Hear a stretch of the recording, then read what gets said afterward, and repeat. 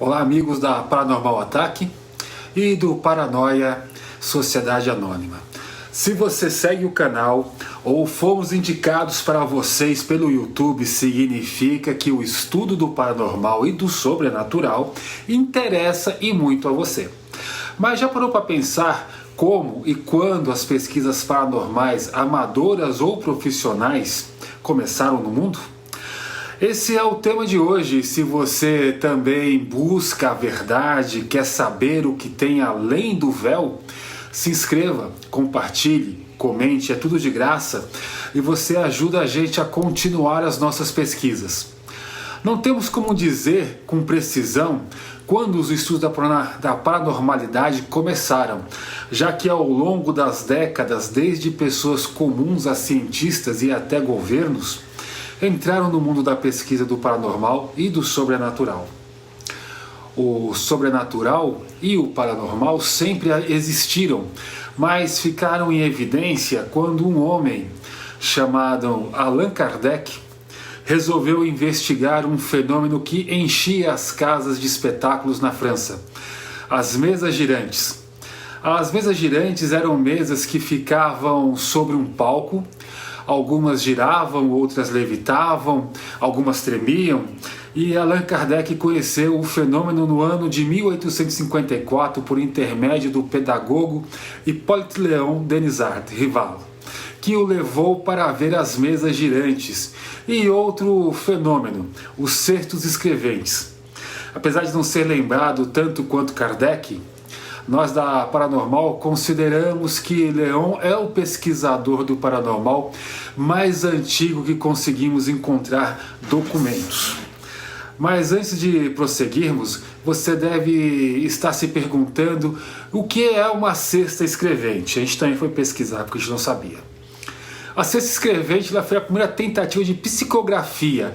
3 ou 4 pessoas se sentavam à mesa com uma cesta pequena de vime, fincavam um lápis no centro dela, uma folha branca grande era fixada na mesa e todos os envolvidos seguravam uma parte da cesta e se concentravam e faziam uma pergunta.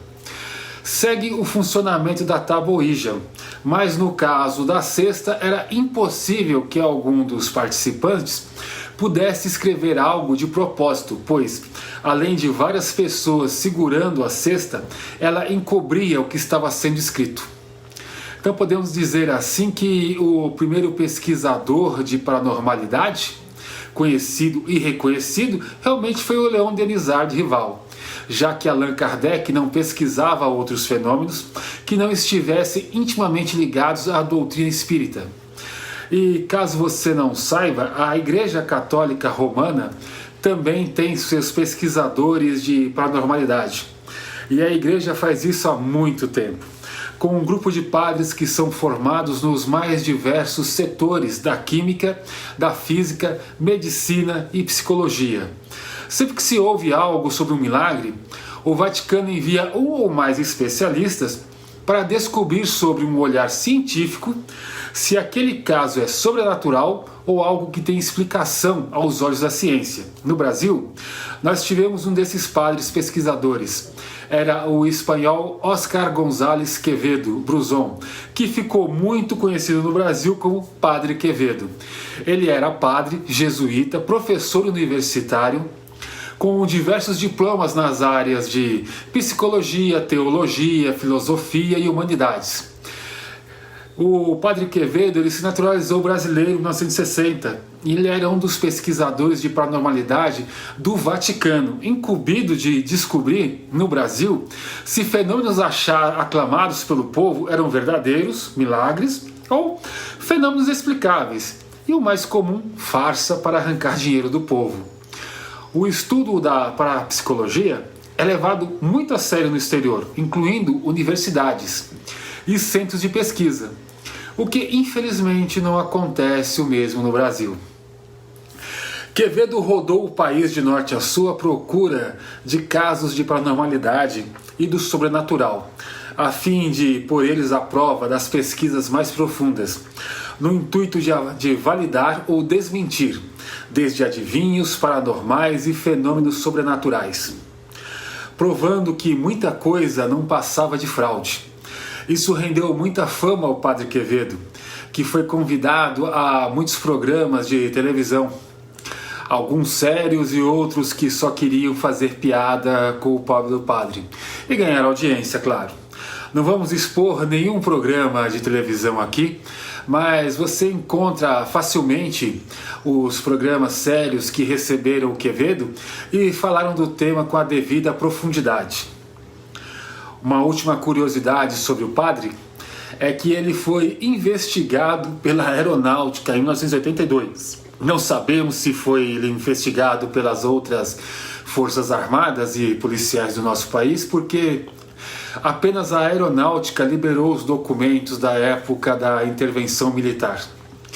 No documento nós podemos ver que o governo se interessou pelo curso de parapsicologia do padre e mandou que o serviço de inteligência da Aeronáutica verificasse mais de perto o que é que acontecia. Se vocês quiserem saber mais sobre o Padre Quevedo, sua vida, sua obra, os inimigos que ele fez ao desmascarando seus truques, é só comentar e deixar o seu like, que a gente faz um dossiê especial completo do Padre Quevedo. Agora, saindo do Brasil, um casal fez história no mundo da pesquisa paranormal. O nome dele é Ed e Lorraine Warren.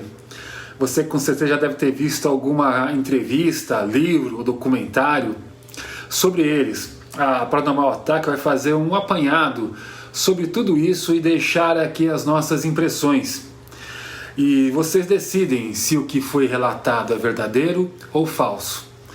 O Ed, ele é um demonologista leigo. Aliás, nós dizemos que ele é leigo porque só é considerado um demonologista profissional aquele que é ordenado padre pela Igreja Católica Romana, e ele lá faz um curso de formação no Vaticano. E a Lorraine, ela é considerada um médium clarividente. Muito antes de se tornarem investigadores do sobrenatural e do paranormal, Ed era da Marinha e Lorraine uma estudante do ensino médio. Quando Ed saiu em uma licença de folga, ele conheceu a Lorraine e os dois não se separaram mais.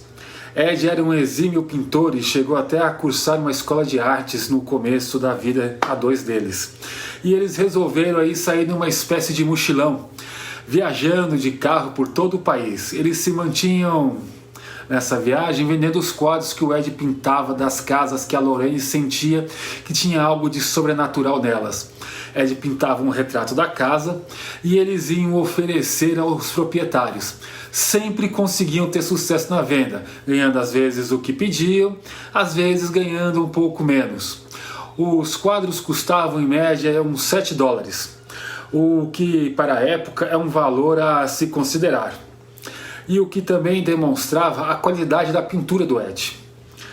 Enquanto eles viajavam por toda a Nova Inglaterra, conhecendo as pessoas, os lugares, sempre que ficavam sabendo de um relato de algo sobrenatural, eles viajavam até o lugar para investigar e saber se os boatos eram realmente verdade. Foi aí o início de tudo. O gosto dos dois pelo estudo do sobrenatural foi ganhando cada vez mais espaço na vida deles.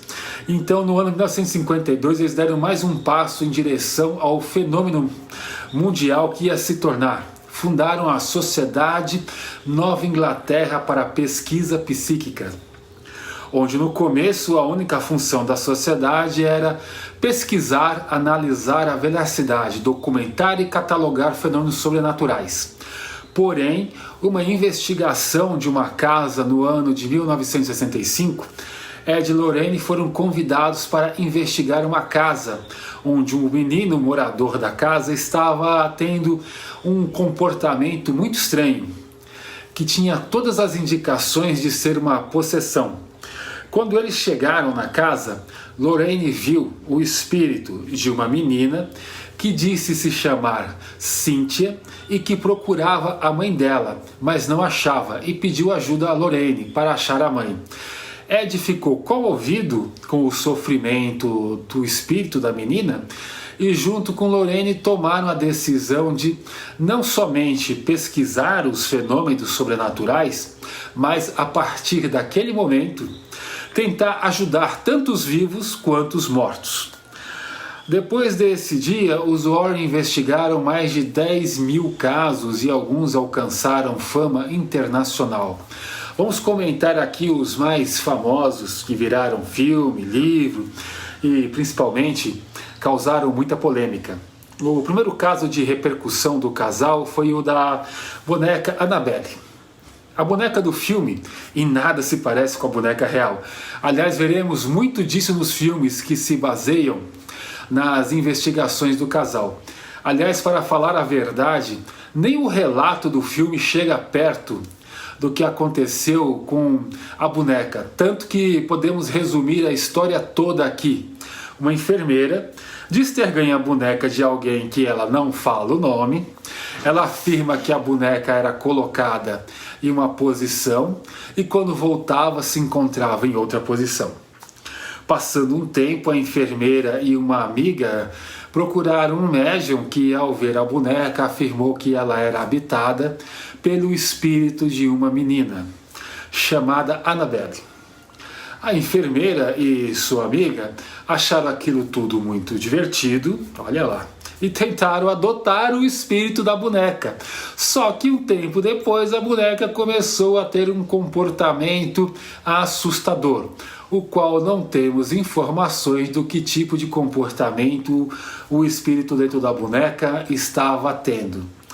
Foi aí que os Warren foram chamados, levaram a boneca para o seu museu e pouco tempo depois disseram que a boneca era possuída por um demônio, o qual eles não revelaram o nome. Essa é a história real de Annabelle, infinitamente distante do que vocês viram no cinema. Sinto muito, mas essa é a verdade. Outro caso famoso da família Perron, que rendeu o filme Invocação do Mal 1, sucesso de bilheteria. Filme que eu fiz questão de ver no cinema na época e fiquei muito impressionado.